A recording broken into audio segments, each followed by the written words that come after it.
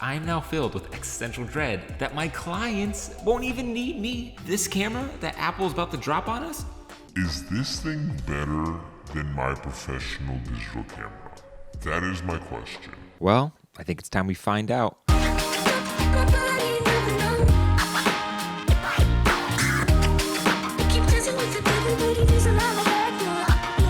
All right, so a few months ago, I posted that iPhone 12 reaction video, and to be honest, I did not expect it to blow up like that. It totally blew up my channel, went a little viral, and on top of that, I took that ad revenue money and I got me an iPhone 12 mini specifically so we can make this video.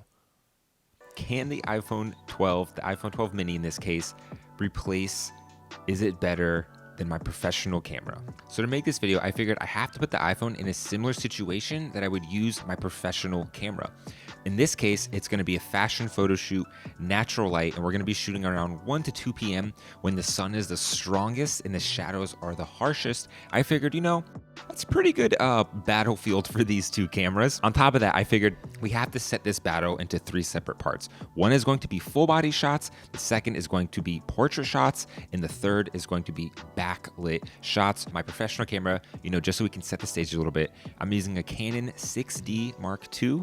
It comes in around retail at $1,400. I have a 24 to 70 millimeter zoom lens that's at $1,900 retail. So overall, a $980 iPhone versus a $3,300 professional camera setup. So those are 2 contestants who are going to be battling it out for the future of photography. Dun dun dun. I wish I had that on video. I'm trying my best. Sorry. Yeah, that'll work. Look at this table, Vaughn. Look at this fucking table. Wait.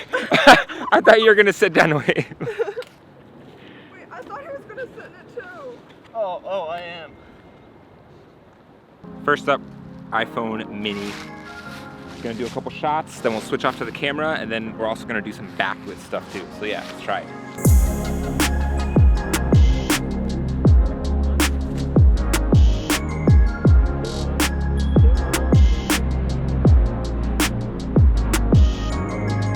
I'm recording with the iPhone now as my video camera. I'm going to use my professional DSLR as my main camera, but I had no idea my iPhone could record in 4K, and it looks so good. Holy shiz.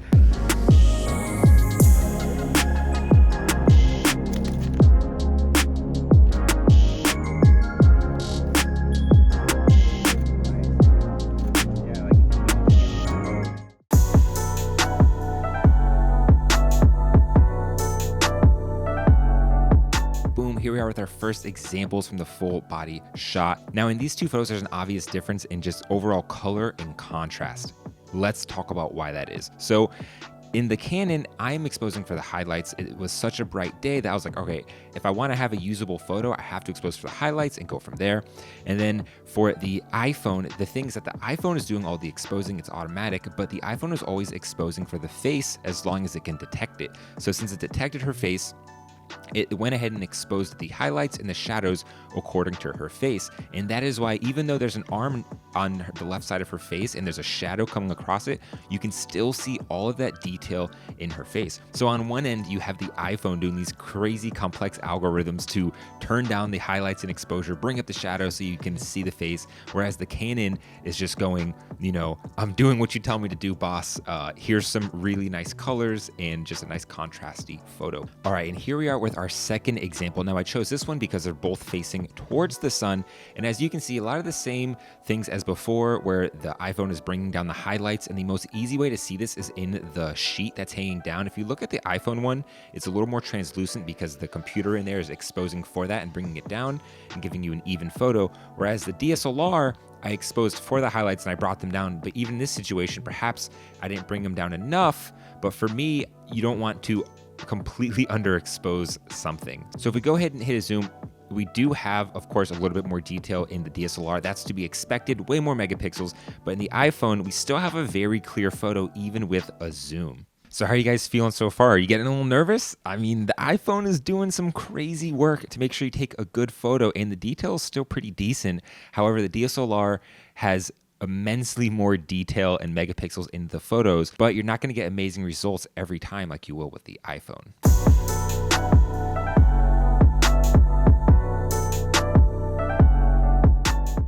All right, here we are for the second section, the portrait section, and this is where things are heating up. I did use portrait mode on the iPhone, but dang, can you see the difference in these two photos? It is night and day. The iPhone clearly completely is blowing the DSLR photo out of the water. I don't care how much resolution you have. If there are terrible shadows on the face, you cannot use that photo. This is where some photography knowledge comes into play, and I say, okay, she needs to be facing more towards the sun, and I need to stand in a different position. Whereas the iPhone, on the other hand, is completely making up for my lack of her positional awareness in correlation to the sun.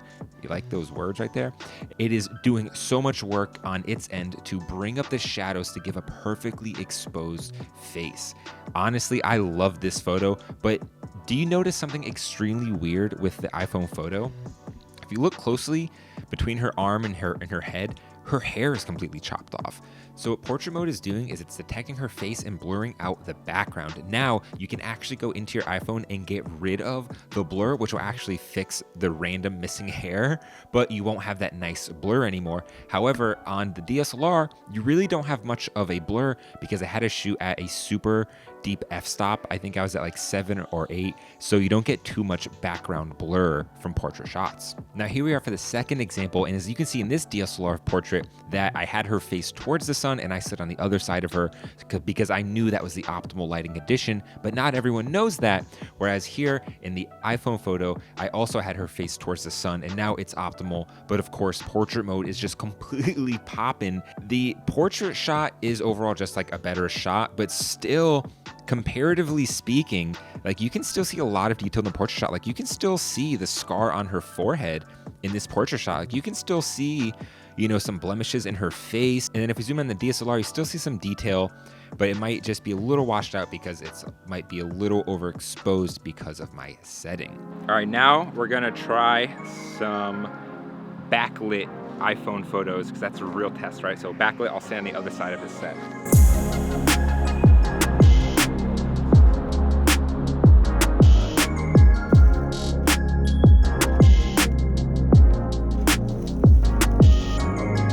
Reactions to photos. Oh my gosh. Wow. All right, so what are your initial thoughts looking at these iPhone photos? And these are backlit. What? That looks crazy. Yeah, it looks.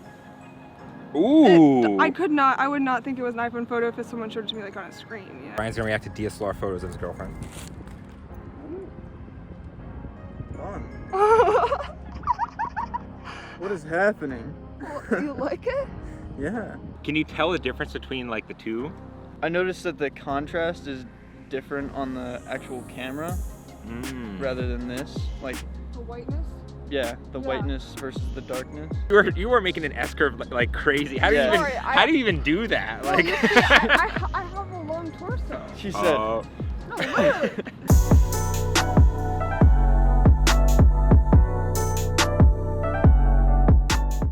All right, and here we are for the third final situation, backlit photo, the most challenging lighting situation for any camera.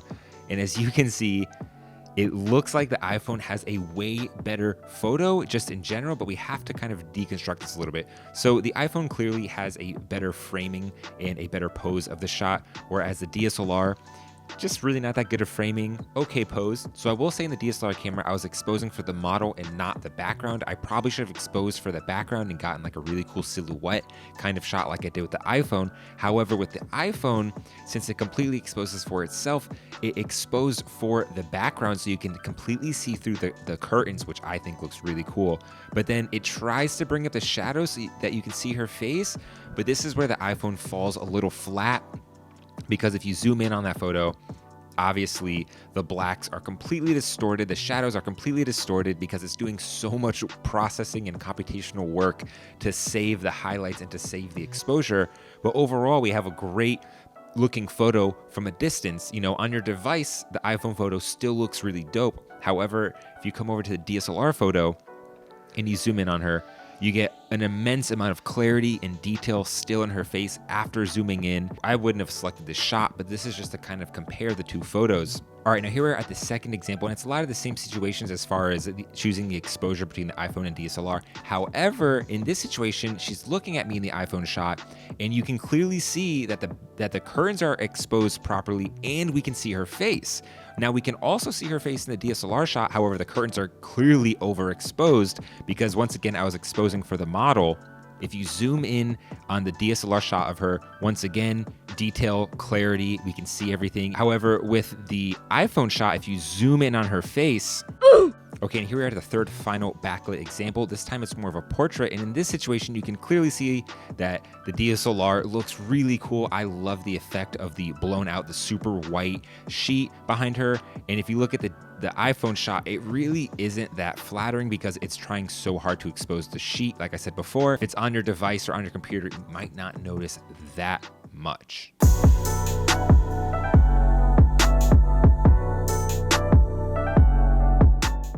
And the winner of the iPhone versus Pro camera battle is the iPhone. It's the iPhone, but guys, hear me out.